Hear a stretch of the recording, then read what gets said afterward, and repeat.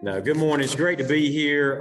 Super excited about being able to attend the North Georgia Prescribed Fire Council meeting in person. I have attended this a couple times in the past, but both times have been virtually. So I am certainly glad for whatever reason in the past I wasn't able to be here. I'm super excited and super excited about spending the day with you and being here in person. Just for me, show of hands, how many private practitioners or forest landowners are in the audience? By show of hands, just real quick.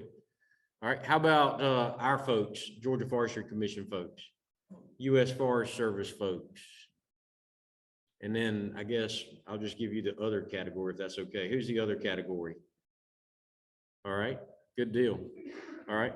Well, maybe I'll find out who the others are later. So if you're in the other category, come find me afterwards. I'll be around and talk to me a little bit about and share with me what you do. So I can better identify who you are next time when I ask for that. But super excited about seeing this diverse of a group. I will tell you what stands out to me first is that this group is a little bit larger and I think a little more diverse than what we have down at our South Georgia meeting. So which is interesting to me. I'd like to dig into a little bit more of that and learn a little bit more about that and why that is, or what maybe the drivers are behind that. So maybe some lessons learned from how we get people to this meeting that maybe we're not implementing down south to get folks to that meeting. So thank you all for being here, and thank you for being a part really of something that's really an essential tool for our business, and that's putting fire on the ground and on the landscape for all the reasons that we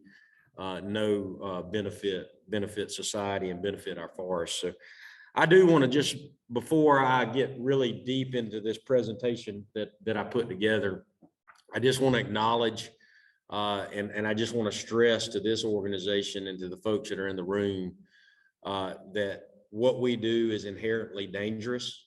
What you do every day is inherently dangerous if you're not putting safety, even if you are putting safety first, and you're focusing on that every day. And we, as an organization, unfortunately had a reminder of that about a week and a half ago. We had a fatality within our organization. A young man named Luke Daniel in Sandersville, Washington County, Georgia, unfortunately passed away doing mop-up work on a wildfire the next day. So I certainly appreciate many of you in this room, others around the state, others really around the region, the phone calls, the text, the concern that was expressed to me and to our organization. And really just the fact that knowing that this community is so small, but when it needs to rally around each other, we really rally around each other very well. And so thank you if you were one of those individuals, or if your organization was one of those organizations that called and expressed your concern and just let us know that you were thinking about us and thinking about our employees during that really tough time. That was still is a tough time, but it was an extremely tough week for us. And so we certainly appreciate that, and just continue to focus on safety in all that you do. And I know we do that as an organization. Every day we think about safety and how important it is for our folks to go home the way that they came to work that morning. So I encourage you to do the same thing. One other item that I want to make mention to this group, and it's really in the form of an introduction. Some of you may know this individual. Some of you may have already met him since he's joined our team here at the Georgia Forestry Commission. Some of you may have met him in his previous role when he was with the Florida Forestry Service. But Johnny Sabo, Johnny, you mind raising your hand or standing up there? Yeah, thank you. So our deputy director retired at the end of the last year, and we did a search around the country for that position. And I'm very fortunate and feel very, really just very excited about having Johnny join our team from Florida, and just really his fire background is way ahead of mine. I'll never catch up with that. And really, that was one of the strengths that he brought to the table, his experience around fire, wildfire, and prescribed burning. So super excited about having Johnny and his family part of the Georgia Forestry Commission family. And if you get a chance, come up and speak to him. I think every one of you in here will agree that he's going to be a strong asset for our state, strong asset for the Forestry Commission, and a strong asset for prescribed fire and wildfire control here in our state. So Johnny, officially welcome. We've already done that, but welcome to our team, and we're super excited about having you. So also want to make mention, it was Lindsay and I were talking, Thomas and I said, maybe the attendance is so good because there's nobody doing any burning today, but it's been a while. We got so much rain, but I think, down south, I just want to make you guys aware of one of the projects that we work with cooperators down south around the Albany area, around smoke monitoring and smoke modeling, and really trying to control smoke and control particulate matter size. And if any of you guys or gals that are from that area that are involved in that project with the Georgia Forestry Commission, and really being detail oriented about when you burn and how you burn to limit the impact that PM 2.5 is having on those monitors around the Albany area, which is an area that we seem to have some exceedance issues from time to time. I want to say thank you for volunteering and stepping up and working with us and self-imposing some, really just doing a pilot project down in that area to see if these ideas that we have, that we work with you to come up with, will have an impact that will further sustain our ability to be able to put prescribed fire on the ground. And that's a big deal down in the southwest part of the state. Because we realize that fire is important all around our state, but there's a culture there, there is a livelihood, there is a habitat down there that depends on fire. We all know that, and that community has stepped up and really working with us, and we're working with them to minimize the impact in the future that potential air quality standard revisions may have on their operations. And on the forest type down in that part of the world. So thank you for that. That's a pilot phase. Seems to be working fairly well. I think we're still digesting all of the information that we've gotten back from that this spring. So stand by and look to hear more on that pilot project as we go forward. So let's see if I do want to turn to these slides real quick here.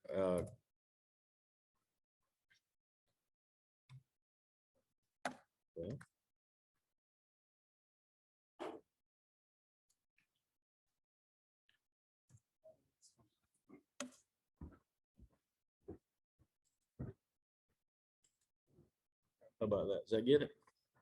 There we go.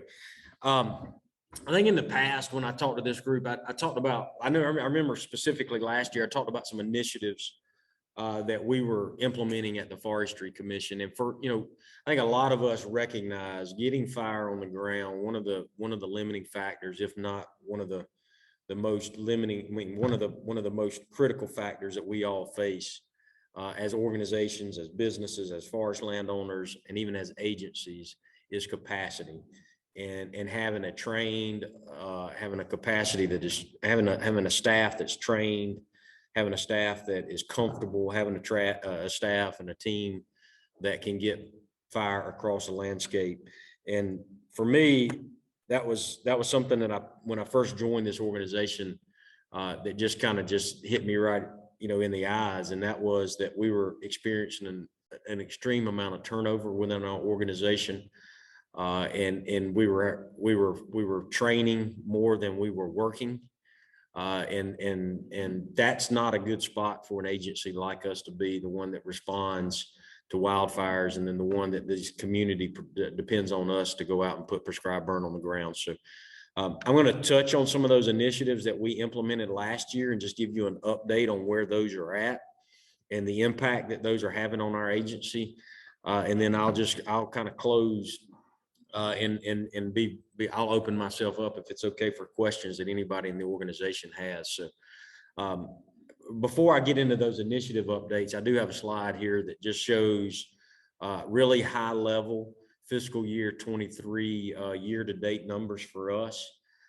Forest Protection Department is our folks that get out and do a lot of the work, a lot of the one-on-one interaction with forest landowners around the state. And you can see that department, many of those folks are in this room, have served over 5,600 landowners. And we've done a little over 1,690 burn assist, and we've plowed over 4,000 fire breaks. We've also responded to about 2,500 wildfires.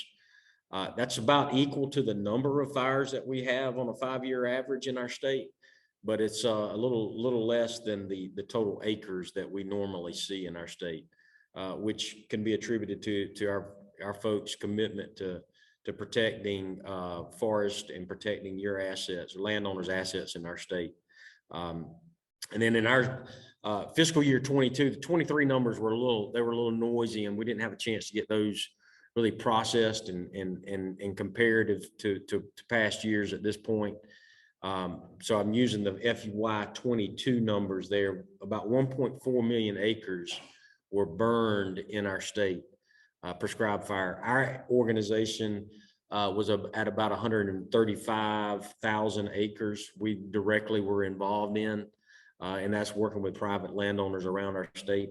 These numbers come from permitted acres. I know there's some noise in that. How do you know that every acre was burned that was permitted? But this is the best that we've got to work with, and we feel pretty confident, feel pretty good with these numbers. So kudos for you, and kudos for everyone that is out there doing burning and really working within some challenges that we face every day around smoke, around new landowners, around people just not understanding that all fire is not bad fire, that there is some good fire and that there's some benefit in that. We recognize there's an enormous amount of effort and energy required to get prescribed burning done, and thank you for that. And we all should be applauding ourselves for getting over 1 million acres burned annually in our state on a pretty consistent basis. Not going to really talk too much about these next groups on here, but just want to put that up there. I've had this slide up long enough, so hopefully you've processed some of that. But we've got foresters around the state, professional 34 field foresters that work with private landowners on a day-to-day basis, and I think it's pretty impressive that group has given management prescriptions and recommendations on over 500,000 acres of our state just this past year. Really proud of the work that those professionals are doing. Really proud that I just got back last week from a Southern Group of State Foresters meeting. I'm really proud of the effort that our agency has placed on maintaining professional foresters and attracting professional foresters and making the job attractive enough that we can retain them. Up until recently, we've been fully staffed with foresters. There's not many organizations that can say that. I recognize that. I don't take it for granted. Recently, we've just lost 2 foresters that one moved back to his home state and the other just got a heck of an opportunity. And, you know, at that point, you have to wish that individual well and thank them for what they've contributed to our organization. So, but we're in the throes of putting those folks back in, rehiring those positions and have some strong candidates for those. So really proud of the work that group does.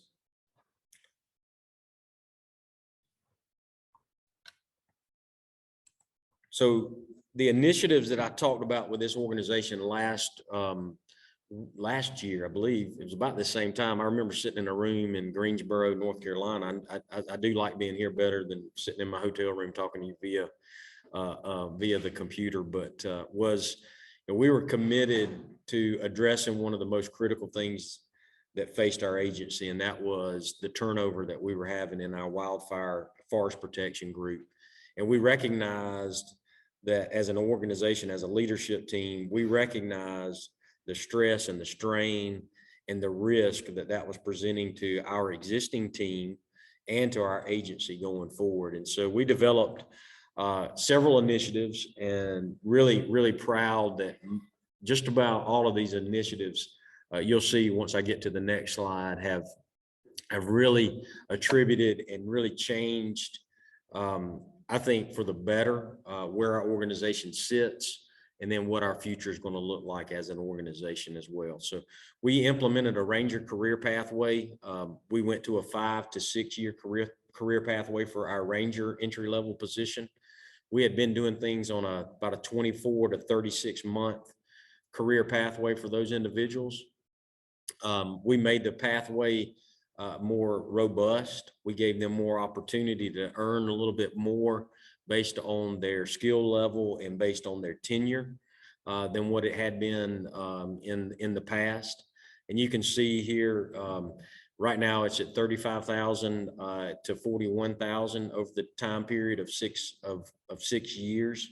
What the data was showing us, internal data about our resignations and our retention, was that we were losing many of our positions between that 36-month and 48-month period. And that was largely, I think, attributed to what was going on with the pathway, is that once that individual got to that 36-month and they were at the end of the old career pathway for the Ranger, there really was no opportunity beyond that for that employee. And I think the employee quickly recognized that, and they either sought another job, or they just hung out with us and until they found something that came along that was more attractive to them. And then we all know that what was going on in the other sectors, the private sectors, at this same time over the last few years, as the opportunities were robust and they could go find those opportunities pretty easily. And we had an individual that, you're talking about an individual here that is a heavy equipment operator. They have a CDL truck driver's license, Class A or Class B. And then they're also highly technically skilled with learning how to be a wildland firefighter. So really excited about what this is meaning. The salary, the feedback so far on this has been very, very positive. We've implemented that, and I can tell you, just about every time I visit an office, I hear from a Ranger that is saying that they're working on their moving from a Ranger 2 to a Ranger 3 category because it's meaningful for them to do it. And that for me is pretty exciting to see that our workforce is committed to continuing to train and continuing to advance and look for opportunities to improve themselves and to improve their really livelihoods. And we're able to partner with them to do that. We implemented a Chief Ranger efficiency strategic planning session. We brought in a outside contractor to really look at what our Chief Ranger role does and look at opportunities to really make their lives a little simpler. That way they could accomplish the goals and the objectives that we were laying before them. And I think we've implemented 90% of that. That came out of that. The one piece that's hanging out there that I'm most excited about that we're looking at moving forward in the first quarter of next year with is doing an automated fire report for our Chief Rangers. A lot of the data that we capture through dispatch, we're going to automatically populate our fire reports with. Therefore, the Chief Ranger is not going to have to go back in and key that data in, spend time at the office doing that kind of work. It will be automatically populated.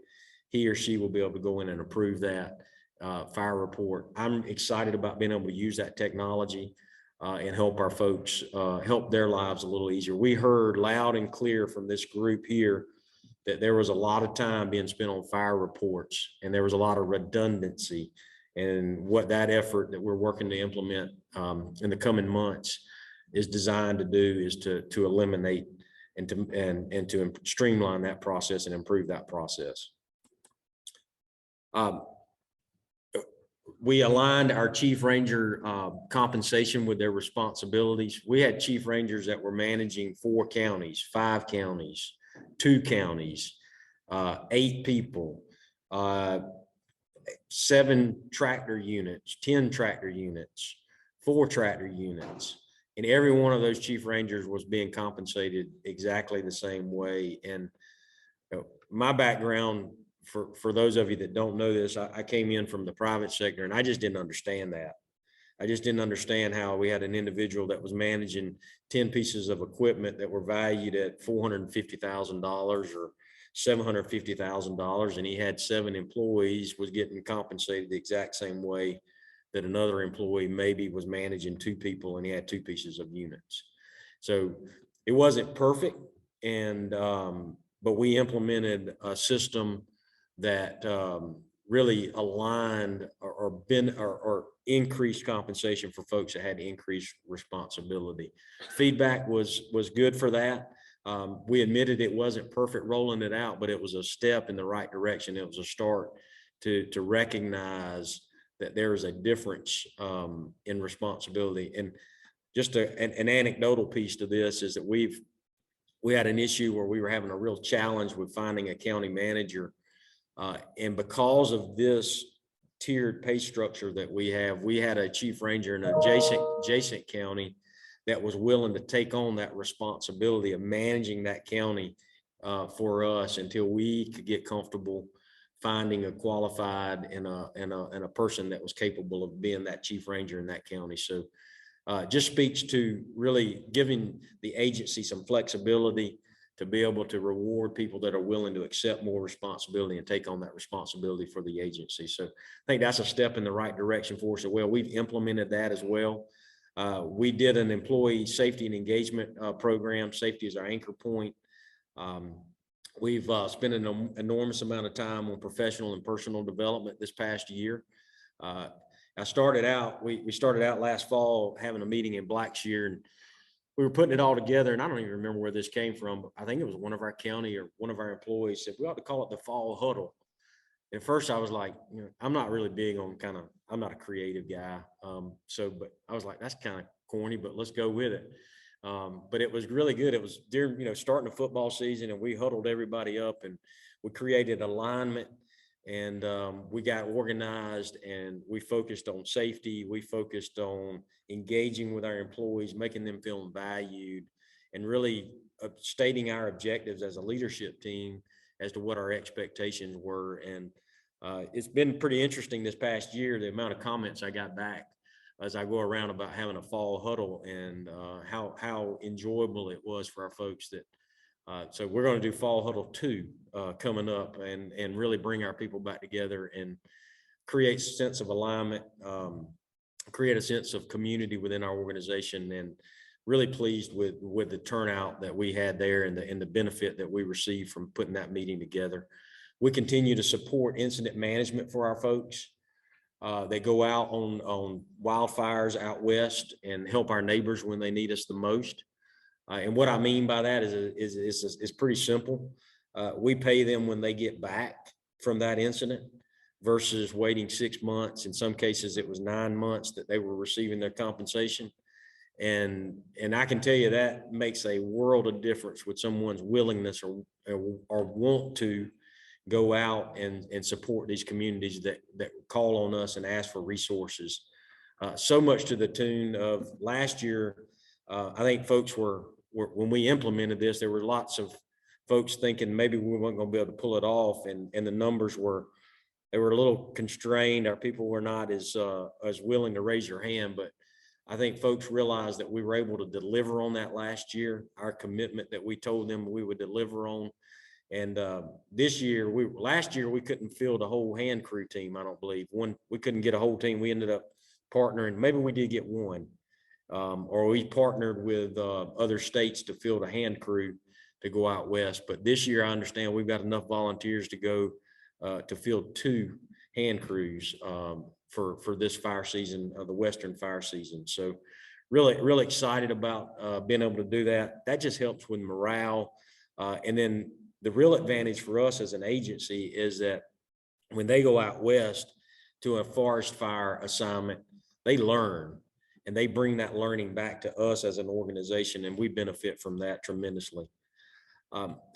So what's the impact of some of these things that we're talking about? I would just say, data's great. to have, but data also, when you look at it at one point in time, it needs to be noted. And if we look at the data right now, fiscal year 22, we had 90 ranger positions. Fiscal year 22, we had 90 ranger positions out of some 300 and I'm gonna get the math. I'm gonna get the number wrong, so I won't say it out loud. 300-ish, a little over 300 rangers. We had in 22, we had 90 positions turnover due to resignations, retirements, or separation.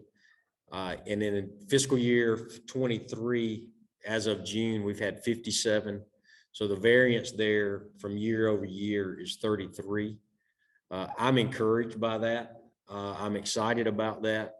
I also recognize this is a data point, and I hope this is the trend that we're heading into, and we'll continue to watch it pretty closely. But what it shows to me is that some of the things that we're doing are as a leadership group and as a leadership team within our agencies having a positive impact. Our forester numbers there. I won't go through those as much. So really excited about that. And the other thing that I would share with you that's not on this slide deck that we were able to get accomplished this past year with the support of our friends at the Georgia General Assembly, with the support of our board of directors for the Forestry Commission, and with the support of our governor, who, I thought Sonny Perdue was a fan of forestry and the support of agriculture and agribusiness. I would contend that the governor that we have now is probably one of the best supporters that forestry has ever had in the underneath the Gold Dome or in the governor's mansion. Governor Brian Kemp is super supporter of what we do. He's a prescribed fireman himself. I've been in his office and he says, am I going to be able to get a burn permit this weekend? And he's asked me that. And so I call Frank Sarles, who's not here. And I said, Frank, governor's going to be able to get a burn permit this weekend, right? And so, so he does the work himself, but great supporter of us. And out of the support that we got from Speaker Burns and the House, and Matt Hatchett, Chairman of Appropriations, and Blake Tillery, Chairman of Senate, our organization, they bought in to what we were doing. We shared with them some of these things we've implemented. We shared with them the data, but we also shared with them that our employees, if you remember back 2 slides ago, we were hiring a wildland firefighter at $35,000. They also bought into the fact that we needed to get up to a living and fair wage for our employees. And they bought into that, they supported it. And as a result of that, July 1, all of our employees in our agency will be moving up on the pay scale. And that ranger position specifically, that will have a direct impact with what you guys do on a day-to-day basis, will be starting at $41,000. Their job will start at $41,000. And if they follow that career path out, they'll be around $48,000. So I think that's a huge step in the right direction for our agency. I think that's a spot to where we can focus on other things. I'm hearing anecdotally from our field operations and from our folks that are out doing the hiring and firing, that the candidates that we're getting based on this information are already improving. And that's exciting for me, for the long-term success of our agency, the long-term success of our forest and our state. And super pleased that we got the support from all of our political and elected officials that bought into that and agreed with us, and really looking forward to what this data will look like as we continue to move forward. And really the key factor for that was this last slide here. I talk a lot about fight to retain viable employees when I'm at the Capitol and when I'm visiting with our state legislature and with our governor's team. And those numbers, 1 out of 3 of our employees have 3 years of experience. That's across our agency. 1 out of 3 of our employees have less than 3 years of experience. And when I opened up, I talked about capacity. That presents us a real challenge with providing service to forest landowners. whether it be herring, whether it be plowing, whether it be prescribed fire, whether it be going out and giving good technical cost share assistance. 73% of our rangers have less than 5 years of experience, and 75% of our foresters have less than 3 years of experience. We're committed to changing that. We're committed to making the Forestry Commission a place where people can have a meaningful career, where they can find value in working for the Forestry Commission, and certainly appreciate the support that we get from the folks in this room, and understand that you play a role in our success as well. And I just ask you to continue to support our agency, continue to work with our agency to get your goals accomplished. I will say, despite those challenges that we face, and I'll end here and then I'll take questions. Despite all those challenges that we face, our fiscal year is coming to an end pretty quick, June 30th. So I don't even know what day it is right now, maybe 22nd, something. I think I wrote that down. Coming up pretty quick, and we're trying to balance our books, get our books, right for the end of the year. And our CFO, every time I talk to her, she's like, Tim, we just keep getting revenue coming in. And I know we charge for our services for plowing and burning and for herring. And she's like, the revenue just continues to come in. And we're going to blow record books this year with revenue that's generated with this workforce that I've talked about. And I think that speaks volumes to our organization's resiliency, our organization's commitment to public service, our organization's commitment to doing the best we can with what we have. And I can't wait to see what the future is going to look like when we solidify our workforce, when we get the resources that we need to be able to implement the work that we do. I think we'll continue to see a trajectory that's going to be impressive to all those that watch our agency and that depend on our agency. So I want to say thank you to our team that's here for the work that you did this past year. It's recognized, it's noted, but what you do is you move the marker a little further down the road. We talk about moving the ball down the field in our organization. So now y'all moving the ball down the field a little bit more. We're going to have to move it down a little bit more to continue to get better. But really proud of that work that was accomplished last year, and look forward to what in the future we do as an agency. And I would just wrap up with saying, I'm a forester by trade. Prescribed fire is important. Prescribed fire is a critical tool. Our agency is committed to prescribed fire. We'll continue to be committed to prescribed fire. We're committed to doing all we can do to see that our state's prescribed fire goals are met and that they are accomplished. And I want to acknowledge that every one of you in this room play an important role in accomplishing those goals. And I want to thank you for the role that you play in prescribed fire community. And I would just ask you to keep pressing forward and keep your foot down on the accelerator, and let's keep prescribed fire an important tool and a tool that we have at our disposal. So, Mr. Chairman, Mr. President, I will stop there, and if there's time for questions, if you want to do that, or I'll be around till after lunch, so feel free to come up and ask me anything. We're actually running good on time. Does anybody have a question? It looks like you covered it. All right. Said he'll be around, so. Thank you.